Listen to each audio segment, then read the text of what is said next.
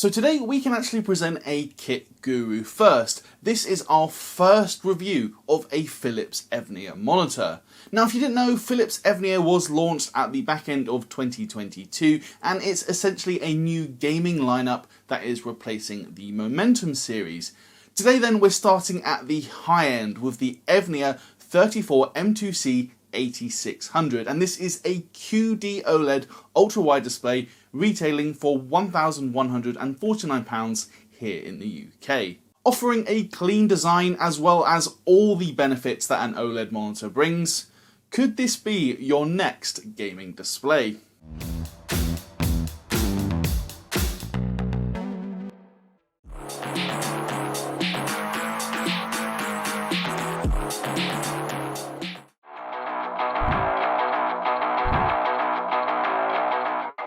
Alright guys, Dominic here for Kit Guru and welcome to our review of the Philips Evnia 34M2C8600.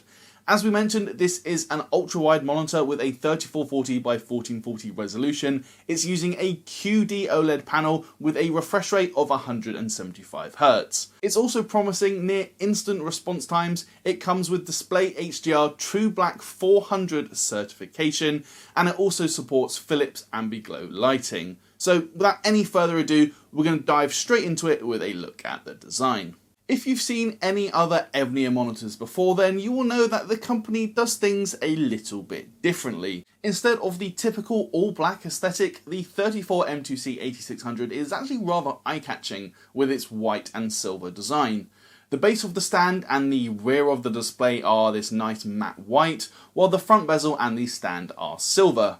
The V-shaped foot of the stand even features these nice little coloured speckles, which actually give it quite a unique appearance. It is definitely a bit different, but I guess whether or not you actually like that is going to come down to personal preference. While I do find it quite eye-catching, I have to say maybe I'm just a bit boring, but personally I would prefer an all-black option, though this isn't something Evnia currently offers for this particular model. Whatever your thoughts on the aesthetic though, the included stand does offer a good array of ergonomic adjustments. This includes height adjust of up to 150mm.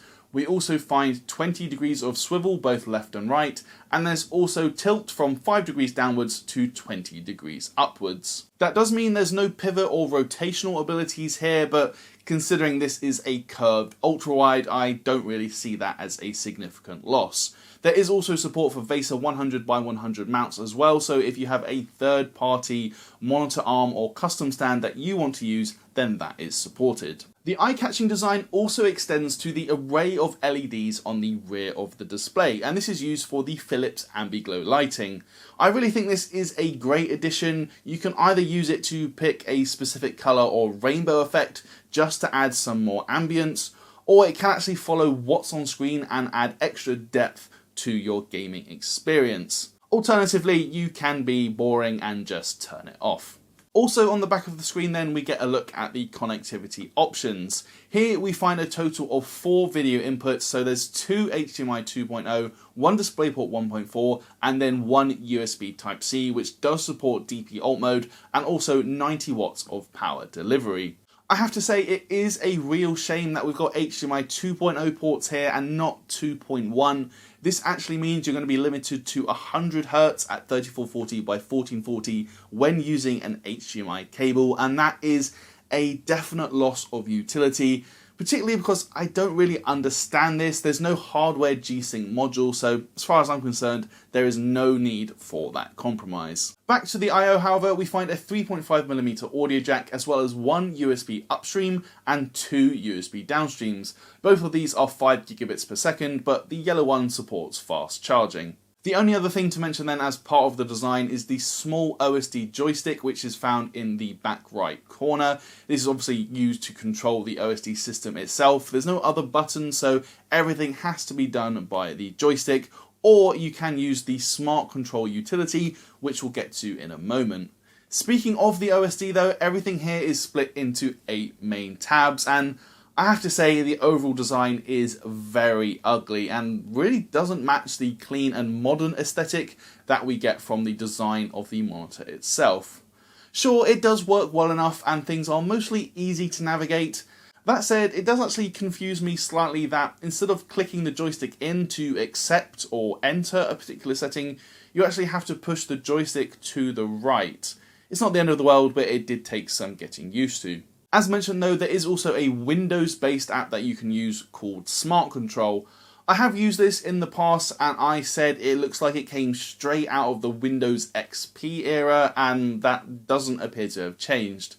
It does, however, at the very least, let you tweak the various settings without using the joystick if that's your preference, but I suspect it will be most useful for actually upgrading the firmware, something that I did myself when my unit arrived and it worked without a hitch. That is a definite plus point considering some monitors that are QD-OLED don't have user upgradable firmware whatsoever.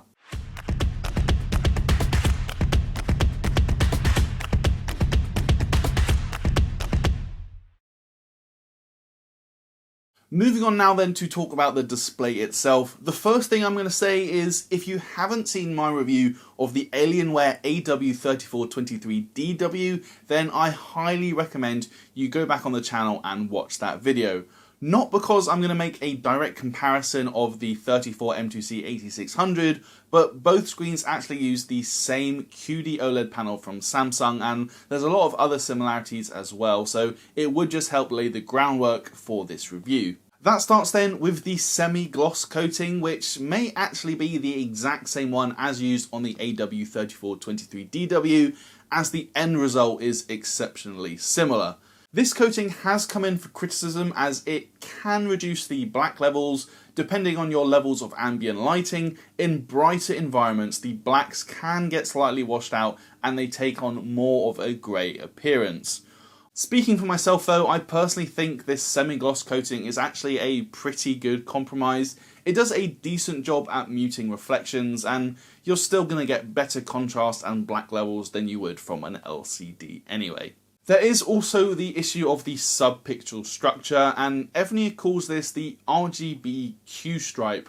Now, I'm not sure exactly what that means, but it quickly became obvious to me that this is the exact same sub-pixel layout as the AW23DW.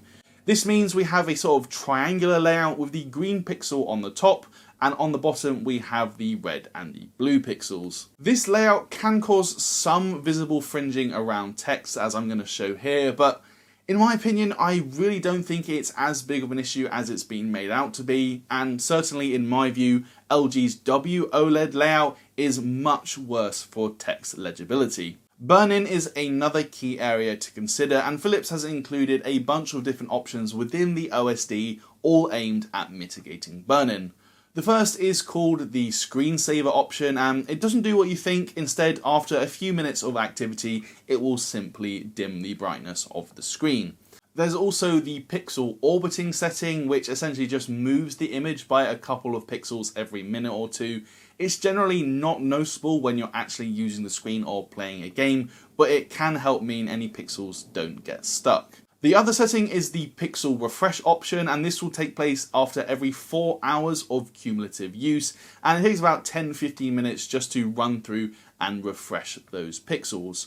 Lastly, not shown within the OSD, there's actually a panel refresh option, and this takes place after 2,000 hours of cumulative use.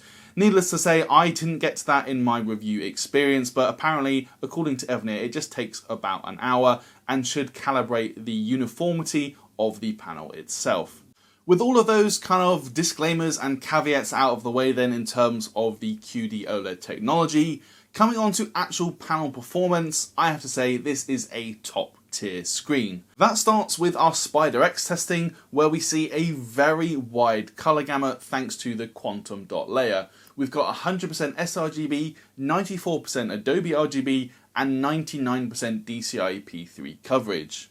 Colour accuracy as well is stellar, just as we'd expect. We've got an average delta E of 0.98, while the worst result didn't exceed 2.8, so Philips Evnia has done a great job factory calibrating the screen. Even after our own manual calibration, we did improve things, but not by loads, with a new average delta E of 0.72 and a maximum of 1.67. Brightness as well is a key area for OLEDs, and here we're going to look at the APL, or average picture level. This is particularly important as it refers to how much of the screen is taken up by a light image versus how much is taken up by a dark image. So 100% APL would be a full white screen, for instance. This is obviously again key for OLEDs, as we know the more pixels that have to turn on to display a white image, the dimmer the screen gets as it's using up more power. Using the default SDR settings then, Evnia has actually done very well to avoid any major changes in luminance regardless of the APL. A full screen brightness of 250 nits is also okay overall. It's not going to be as bright as what we'd expect from an LCD, but I think most will find it usable. Of course, that changes when we engage HDR, something we would fully expect. In the default HDR mode, we measured a peak luminance of 715 nits for a 5% APL, which is really not bad at all. Evnia does claim a peak of 1000 nits for a 3% APL, but unfortunately we're not able to test such a small window with our current hardware, something we do hope to change soon. From there though, we can see that brightness does drop off fairly quickly to 444 nits at a 10% APL, before gradually sloping off at 25% APL and larger. I did also test the HDR True Black mode, as the 34M2C8600 is Vega Display HDR True Black 400 certified. I thought this mode might give us some slightly different results, and it does. Essentially, this mode caps the peak brightness to a level that's considerably lower than the default HDR mode. Now, you do still get over 400 nits with 447 nits at a 5% APL to be precise, but this has the benefit of making any changes in luminance much less noticeable. You can see that the line is much flatter on this chart than the previous one, as the luminance doesn't change that significantly regardless of APL. Now, I personally prefer the highlights to get as bright as possible, so I stuck with the default mode, but I guess for those who want it, it's good to have this option. As for the actual response times of the monitor then, yep, you guessed it, it's an OLED, so it is very fast. Using the open source response time tool, across the refresh range we have near instant grey to grey response times, averaging barely 1 millisecond. This is of course where OLED shines, and it means ghosting is simply not an issue for gaming. Motion clarity is another matter, and due to the grab and hold nature of OLED screens, at lower refresh rates there will be some blurring. At 175Hz though, it is a very clean and fast experience. You will however have noticed some reported overshoot on those heat maps. The worst offenders are actually transitions from RGB 0, so we're looking at the top row of the heat maps, where the screen goes from effectively being turned off to transitioning to a lighter shade, such as the transition of RGB 0 to RGB 153, as you can see here. The reason for this appears to be that for an OLED to display a black screen, the pixels have to turn off, and so to turn them back on again and transition to another colour requires a small jolt of power, which can cause the monitor to exceed its target colour before it is able to correct itself near instantly. There are actually some other transitions that also report overshoot, such as RGB 102 to RGB 51, to just give one example. Now, I don't believe this is actual overshoot in the usual sense of the word, but there actually seems to be a small amount of luminance variation when the screen displays certain shades, hence the kind of squiggly line that you can see on this graph instead of something flatter. To be clear, this is not visible to the eye at all, but a sensitive instrument is able to detect it. This is why I think more overshoot is shown on the heat maps than is actually taking place. From a usability perspective, it's a complete non-issue, but it's just something I thought was interesting. And then for display latency, this isn't an issue for the 34M2C8600. Its 3.4 milliseconds display latency figure, as reported by Nvidia's LDAP v2, is right in line with some other screens we've tested with similar refresh rates, though a 1080p 360Hz monitor is going to be that bit faster. As for all of that technical data then means from a gaming perspective, in subjective terms, I really have to say it has been a top tier experience. We've already established just how fast the screen is in terms of its response times, and if you can push the frame rates up to near that 175Hz refresh rate, the motion clarity really is excellent. On top of that, it's honestly hard to overstate just how good an OLED looks due to the effectively infinite contrast. Anyone used to a cheaper LCD with weak contrast really is going to spot the difference immediately. It really adds to the punchiness of the image. This is something that's only enhanced by the wide colour gamut afforded by the quantum dot display as well, so you really get a contrasty and saturated overall picture. When you factor in the HDR on offer as well, things just get better and better. In my view, OLEDs really do provide the best HDR experience right now, simply due to the nature of the technology. Each pixel is its own light source, so you don't get any blooming or haloing as you would from larger dimming zones, and we've already shown the peak brightness hits good levels, and Philips does claim a peak of 1000 nits for a 3% APL.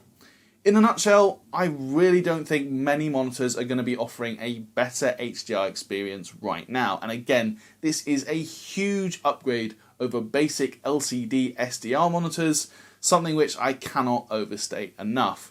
I've done my best to capture the differences it makes here on video, but I really do think it's something that you have to experience for yourself.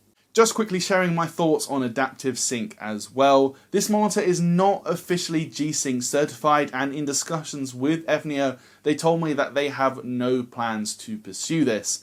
That being said, I did all of my testing with an RTX 4090 with G-Sync enabled in the control panel, and it was absolutely fine, no flickering or any other weird gremlins like that. So from an Adaptive Sync perspective, that's a thumbs up from me.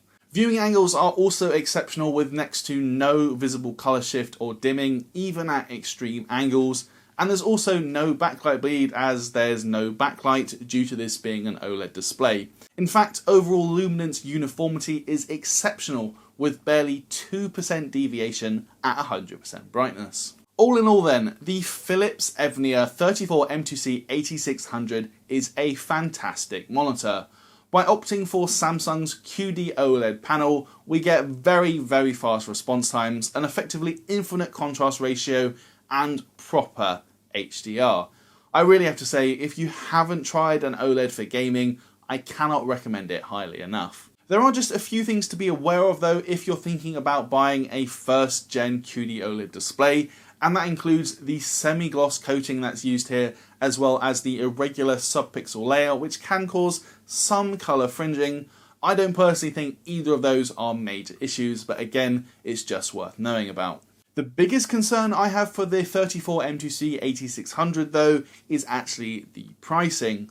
Up for pre-order in the UK at £1,149, it does feel a touch on the expensive side considering the Alienware AW3423DW actually launched at £1,099 over a year ago. In fact, the AW3423DWF is actually as low as £789 right now, and that is using the same panel, while it even offers HDMI 2.1, which is missing from the Evnia. Don't get me wrong though, the 34M2C8600 really is a terrific monitor, and also has a few features of its own that add value, including the KVM switch and Philips Ambiglow lighting.